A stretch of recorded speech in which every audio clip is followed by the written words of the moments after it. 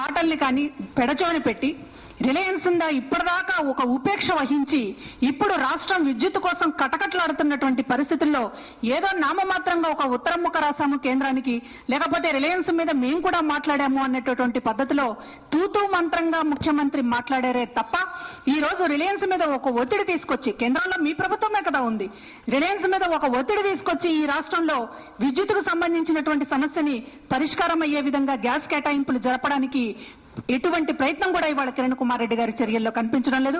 కేంద్రంలో జైపాల్ రెడ్డి గారు ఉన్నారు మంత్రిగా, అదేవిధంగా కేంద్రంలో కాంగ్రెస్ ప్రభుత్వం ఉంది. కానీ ఇవాళ రిలయన్స్ కు సంబంధించినటువంటి గ్యాస్ కేటాయింపులకు సంబంధించినటువంటి దాని మీద ఒక్క చిన్న ప్రయత్నం కూడా మీరు చేయలేదు అనడానికి చాలా ఉదాహరణలు ఉన్నాయి. ఇవాళ అంతేకాకుండా ఇవాళ రిలయన్స్ ఒకటే కాదు, ఇవాళ కేజీ బేసిన్ లో దాదాపు 4 గ్యాస్ కంపెనీలు ఉత్పత్తి చేయాల్సినటువంటి ఇది ఉంది ఒప్పందాల ప్రకారం.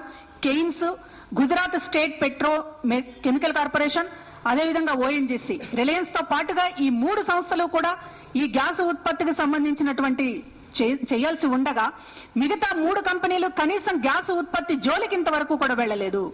దాన్ని మీరు ఎందుకు పట్టించుకోవడం లేదు? ఇవాళ ఇక్కడ ఉన్నటువంటి ఎంపీలు కానివ్వండి, కేంద్రంలో ఉన్నటువంటి ప్రభుత్వం మీద ఒత్తిడి తీసుకురావడానికి మీ కాంగ్రెస్ పార్టీ ఎంపీలు ఏం చేస్తున్నారని చెప్పి ఒకటి అడుగుతున్నాం.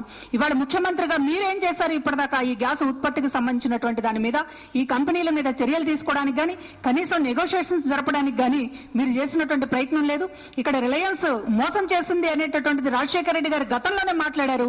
కానీ ఇవాళ మీరు రిలయన్స్ మీద ఒక్క పల్లెత్తు మాట అనకుండా ఇవాళ మొత్తం ఒక విద్యుత్ సంక్షోభం వచ్చిన తర్వాత, రాష్ట్రంలోనే ఆర్థిక వ్యవస్థ ఒక పెద్ద సంక్షోభానికి గురైన తర్వాత ఇవాళ మీరు ఒక ప్రజల కోసం అన్నట్లుగా మాట్లాడాలి కాబట్టి మాట్లాడడం అన్నట్టుగా ఇవాళ మాట్లాడుతూ ఉన్నారు. ఈ కేజీ బేసిన్ లో ఏదైతే గ్యాస్ ఉత్పత్తి కోసం ఒప్పందాలు జరిగినాయో వాటన్నిటికి సంబంధించి వెంటనే గ్యాస్ ఉత్పత్తి జరిగే విధంగా మీరు కేంద్రం నుంచి ఒత్తిడి తీసుకురావాలని చెప్పి డిమాండ్ చేస్తూ ఉన్నాం. అదేవిధంగా ఈరోజు చంద్రబాబు నాయుడు గారు కూడా ఒక విషయం గుర్తు చేసుకోవాలని చెప్పి మాట్లాడుతున్నాం. ఈ రోజు రాష్ట్రంలో గ్యాస్ ఆధారిత ప్రాజెక్టులకి ఆయన హయాంలో అనేక ఒప్పందాలకి అనుమతి ఇచ్చారు. కానీ గ్యాస్ కేటాయింపుకి ఆ రోజు ఉన్నటువంటి ఎన్డీఏలో మీరు భాగస్వామి, ఆ రోజు ఉన్నటువంటి బీజేపీ ప్రభుత్వం నుంచి రాష్ట్రానికి గ్యాస్ కేటాయింపుల మీద ఒక్క హామీ కూడా తీసుకోకుండా ఇక్కడ గ్యాస్ ఆధారిత ప్రాజెక్టులకి అనుమతి ఇచ్చారు.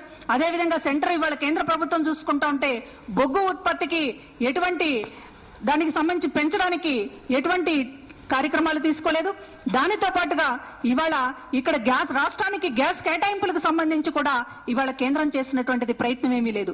రాష్ట్రానికి గ్యాస్ కేటాయింపుల్లో ఒక మొండి చేయి చూపించి ఇవాళ విద్యుత్ ఉత్పత్తికి అవసరమైనటువంటి గ్యాస్ ను కూడా సరఫరా చేయకుండా అమలు చేసినటువంటి కుదుర్చుకున్నటువంటి ఒప్పందాలు ఏవి కూడా అమలు కాకుండా ఉంటే ఈ రోజున రాష్ట్ర ప్రభుత్వం నిమ్మకు నీరెత్తినట్టుగా ఉంది. కేంద్ర ప్రభుత్వం అంతకంటే ఈ రాష్ట్రాన్ని చాలా అన్యాయానికి, నిర్లక్ష్యానికి, అలక్ష్యానికి గురి చేస్తున్నటువంటి పరిస్థితి ఉంది.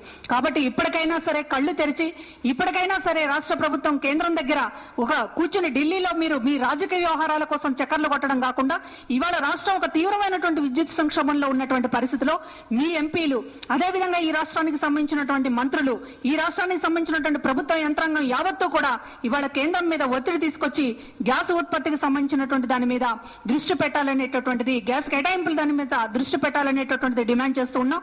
ఈ రకంగా విద్యుత్ సంక్షోభానికి ఇప్పటికైనా సరే మీరు ప్రత్యామ్నాయంత వరకు చూడలేదు, గాలి వదిలేశారు.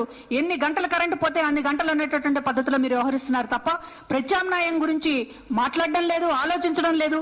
ఇంత గాలికి వదిలేయటం అనేటటువంటిది పాలనని, ప్రభుత్వాన్ని, ప్రజలని ఇంత నిర్దాక్షిణ్యంగా వదిలేయటం అనేటటువంటిది ప్రస్తుతం ఉన్నటువంటి కాంగ్రెస్ ప్రభుత్వంలోనే చూస్తూ ఉన్నాం. కాబట్టి తక్షణం విద్యుత్ సంక్షోభాన్ని తొలగించడానికి చర్యలు తీసుకోవాలని చెప్పి డిమాండ్ చేస్తూ ఉన్నాం.